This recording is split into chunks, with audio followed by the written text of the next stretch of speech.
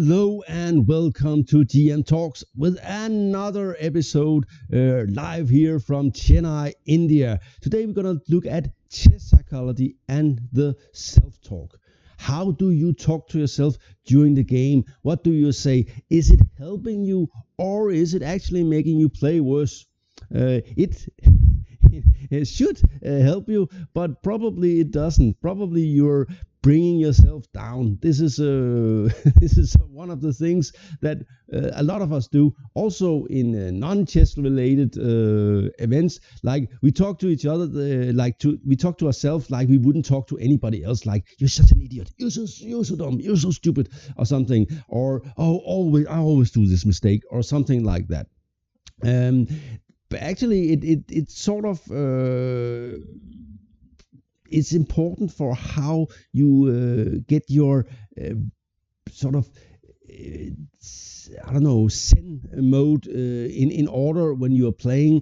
How you actually talk to yourself. So you should try to stop doing this, bring yourself down, talking badly to yourself, and immediately when something bad happens, you recall all the other bad habits that have happened in chess. It's a little bit like when you let your emotions run wild in an argument with a girlfriend or a boyfriend, where you suddenly you hear something and then it reminds you of all the other times where you felt this way, and you bring that into the discussion, even though it has nothing to do with this situation, and probably the person you are arguing with doesn't know anything about it. It's just all in your head, and we should get out of our head and sort of look at it from the outside a little bit, and make some rules for how you talk to yourself. So, but let's see a game where I can explain a little bit about. You shouldn't also be naive with your self-talk. There are some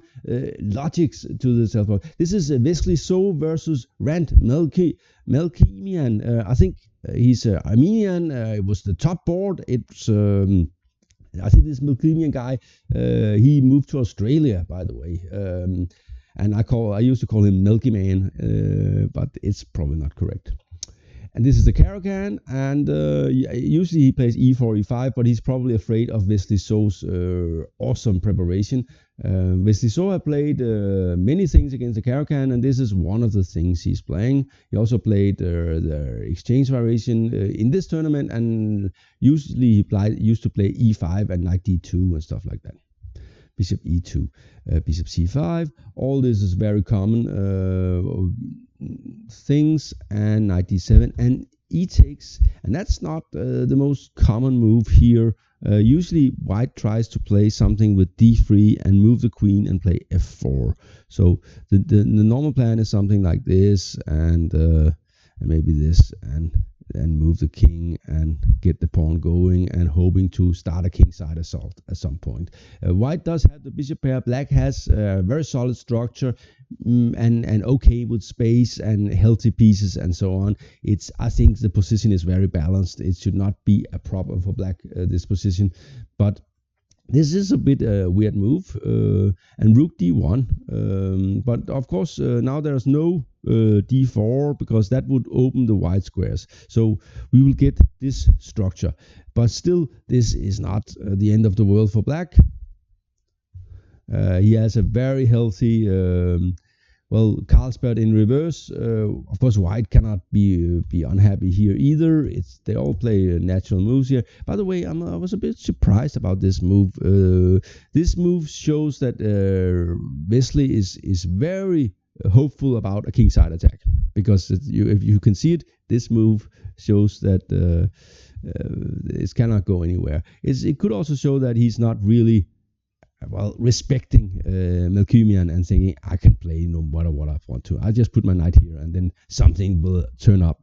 That's a dangerous strategy against Armenians in general, because they are usually quite good at bishop e3 and e5. Interesting move.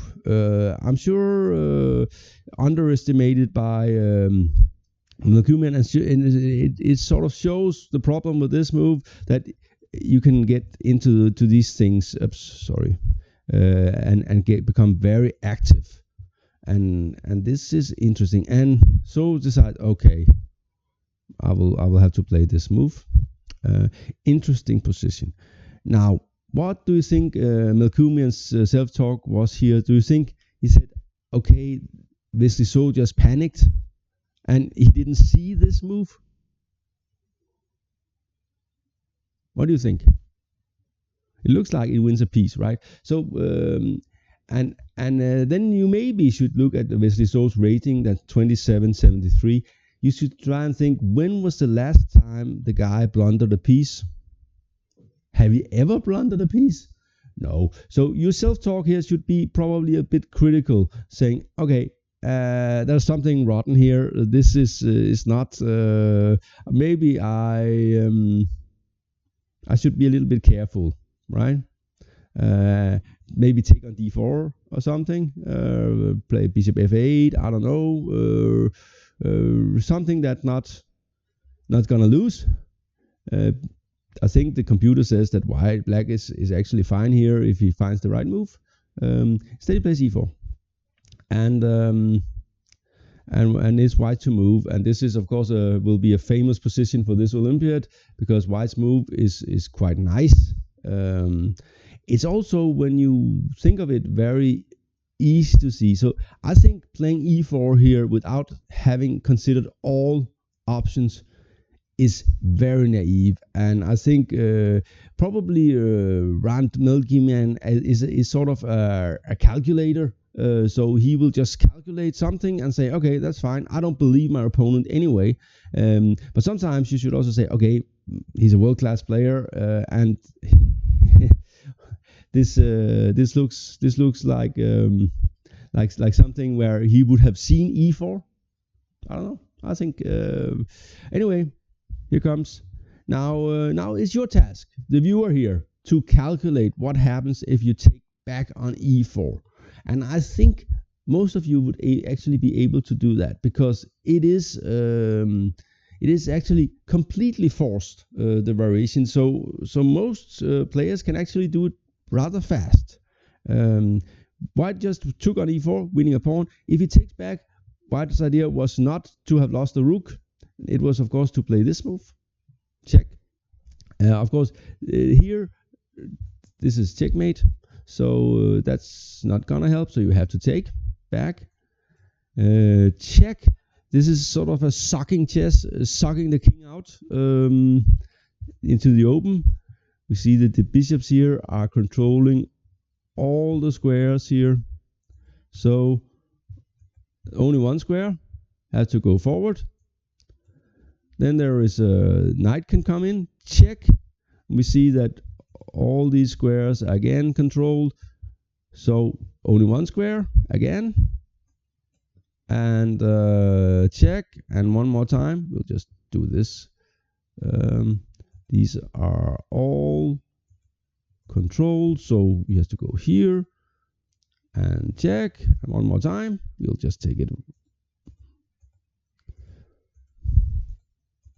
So one square, and here there are made in two moves in two different ways. There is this move is made, and this move is made.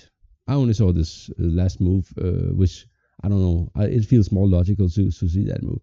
So that's it, and that was not so difficult to calculate actually. So Melkumyan, I think he should work a little bit on his distrust of players and say, okay, this guy just blundered a piece. Nah, probably he didn't. He got surprised by e5, I'm sure, but maybe he planned this because he couldn't resist this actually trap. So black fell into it. Okay, nothing to do. We'll play on knight f8, rook f4, and this is kind of nice. White is won a pawn, and is totally winning, and then he decides, I don't care, I'm just gonna mate you anyway. And f5, and here comes Wesley, and that's, I think that's really cool, to be honest. You won a pawn, you know that you're technically winning, and then you say, doesn't matter, I can calculate this attack. and just sacrifice a rook. I want to get into the paper. I don't want to win a long ending a pawn up. Then I'm sure I'm going to win. So white got 3 pawns now, and a very, very, very, very nasty attack. It's of course totally winning. And one more time, keeping the pressure up. That's also kind of nice. If queen takes, bishop takes d6, it's just game over. Queen f6. So white got 4 pawns now, and now it's already totally winning. But well, nothing to see here. These kind of things here will come. Maybe this first, and then take and rook f7. So black was signed here. He's down material, and his king is toast. So it's easy. Now that was an interesting game. By the way, something really weird happened in Shankland game, where Shankland touched his king because he thought the other one gave a check. But he didn't give a check. He put it on the second rank, and then he had to move his king, and then it was totally lost. So instead of giving a lot of checks, it might have been a draw. I don't know. The US played 2-2 against Armenia, and Armenia is still leading. Very, very impressive. They don't have such a strong team, actually. Of course, but that just shows, being a team, how much that can do. Which also shows, well, with Denmark, we played 2-2 against Finland.